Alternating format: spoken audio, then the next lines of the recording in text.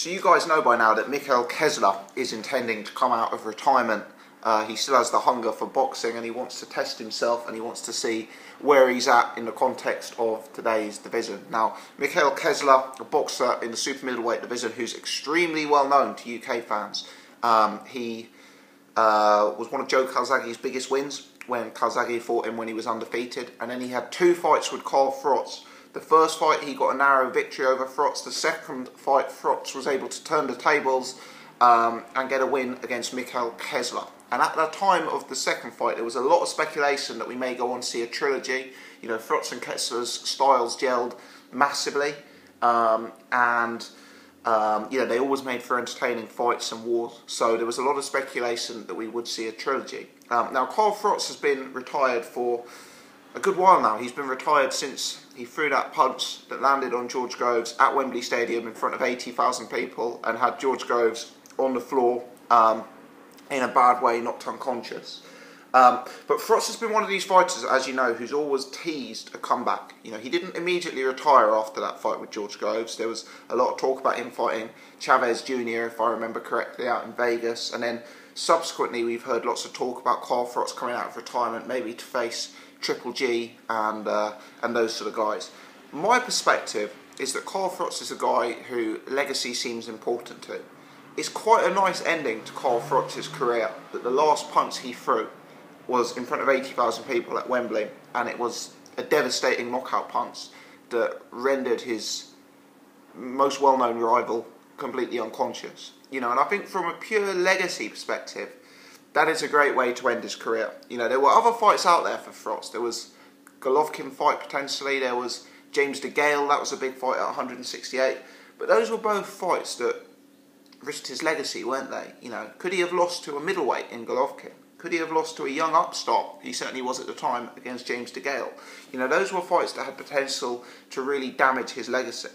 The fight Froch was wanting was Chavez Jr. because, for me, that was a fight that I'd make, or I would have made Froch a comfortable favourite in, and it would have involved Froch fighting in Vegas against a legend's son and most likely proving victorious again. And it's interesting because even though I'm not necessarily buying into the hype that this Froch-Kessler 3 match is actually going to happen, it is potentially one that could increase his legacy rather than decrease his legacy, because I think you'd make Froch a favourite over Mikkel Kessler. Froch has actually fought a lot more recently than Mikkel Kessler for a start. Kessler's been inactive since the defeat to Froch.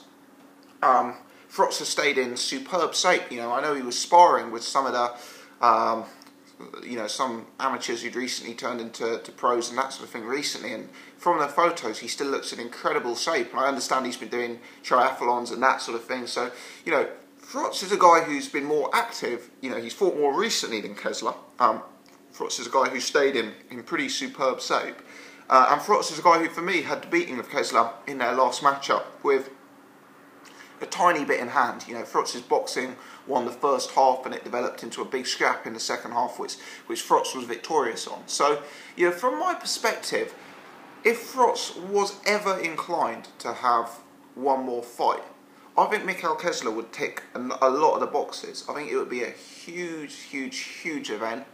I think Froch still has a massive drawing power. I think his legacy is still, you know, his name is still high from that George Groves win, especially given that he's been working with Sky and getting so much visibility since then. It's against a guy he knows well, a guy he's already beaten.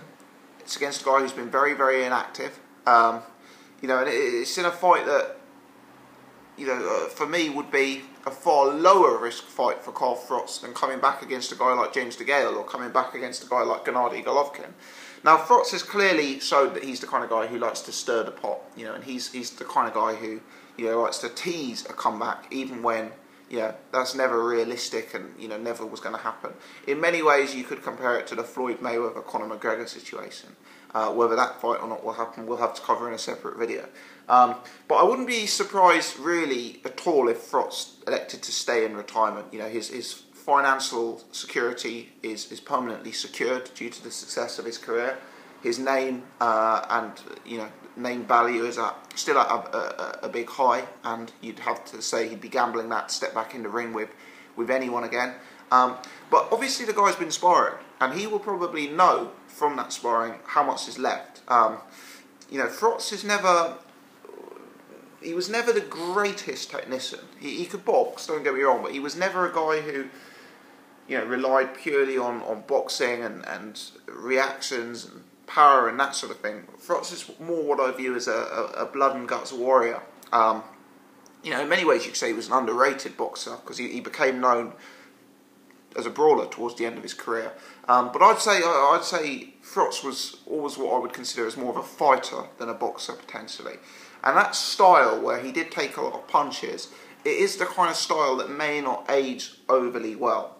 Having said that, Mikkel Kessler very much in the same boat, and who's to say that he's kept in quite as good a shape as Carl Froch during his retirement? So, you know, what I'm getting at is, whilst I'm not seeing this as a fight that's necessarily going to happen, if Froch was to fight again, I do view this as one of the more realistic options. I think there's a big reason he wanted Chavez Jr. and not James DeGale.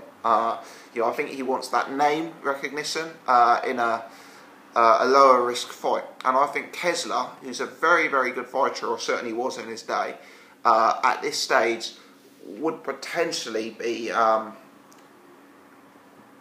as low a risk for Carl Froch as a top-class comeback could be. Because all the doubts you'd have about Froch going into that fight, is he too old? Will his style age well? Has he been too inactive? You know, all of those doubts that you would have in Froch also rest with Kessler. You know, those doubts would be on both sides. But with Froch, at least we know he stayed in shape. At least we know he stayed fit. We know he's been sparring, etc. If the fight were to happen, it would be a very, very big fight. You know, whether they do it outdoors at Nottingham, whether they do it at the O2, I think they probably missed the window to try and get it done as a Wembley Stadium fight.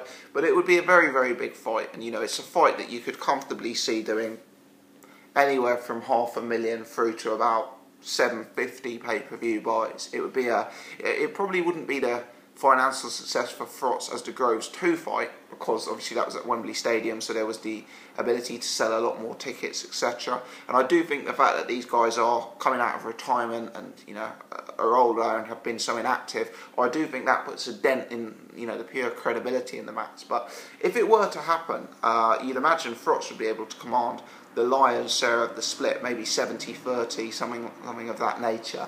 And I think the interest would be very, very high, not only because of the two characters involved, but also just because they've had good fights in the past. You know, the fights have always been entertaining, their styles gel well, and you know, they're competitive. So it would be a very, very good commercial event for Carl Froch, if nothing else. But whether he's motivated by the commercials at this stage of his career is unclear. You know, finally, Froch also mentioned he'd want to fight at 175, but I don't really think Kessler would necessarily be concerned about that. I mean, as we know, you get heavier as you get older, and Kessler was always a good-sized 168-pounder, so I doubt he'd be overly concerned about fighting Froch, who'd be a small light heavyweight at 175. I don't think that would be the biggest concern for Kessler, because I think he probably wouldn't be coming back looking to win belts. He'd be coming back looking for big fights, potentially. So we'll have to see. I think my final thoughts on it are balance of probability. It probably won't happen. Realistically, Froch is a guy who teases a comeback every 3 or 4 months. He likes stirring the pot. But if he were to come back, I would view Mikkel Kessler now as his most realistic comeback fight. You know, there's the history there. It's a very marketable fight. And Kessler would tick a lot of the boxes. You know, as I said, all the doubts about Froch would be doubts still, still on Mikkel Kessler's shoulders as well, regarding age and inactivity and that sort of thing. And, you know, in addition to that, it would be a huge, huge commercial success. So I'm going probably not, but Froch is looking in very good shape. He's sparring, and I'm not saying definitely not. Let me know your thoughts in the comment section below, people. Is this just hype? Is this a fight that is completely unrealistic? Have we seen the last of Carl Froch? What do you make of Mikkel Kessler's comeback? Who will he match up with? Leave your comments in the section below. If you've enjoyed the video, please hit the thumbs up button. And if you're new to the channel or you haven't done so before, do take the time to subscribe so you can check out all of my other videos. Many thanks indeed for tuning in.